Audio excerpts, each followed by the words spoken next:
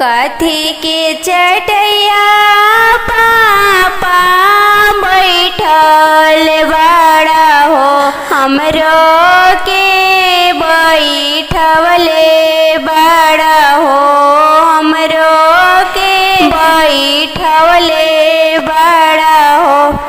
के करतवा पापा धैले बड़ा हो, हमरो के धरैले बड़ा हो, हमरो के धरैले बड़ा हो। कुश के चटैया बेटी बैठल बानी हो, तोरो के बैठवले बानी हो, तोरो के बैठवले बा।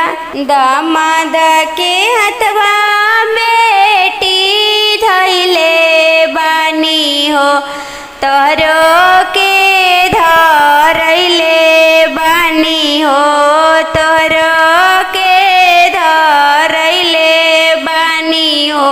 के कर बुझवा पापा उतारा तारा हो, केकरा पर चढ़ाव तारा हो, केकरा पर चढ़ाव तारा हो।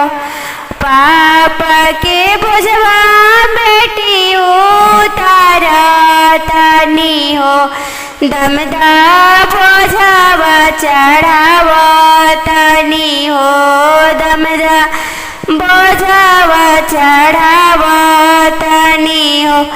के कर बुझवा पापा उतारा तारा हो, केकरा पर चढ़ाव तारा हो, केकरा पर चढ़ाव तारा हो।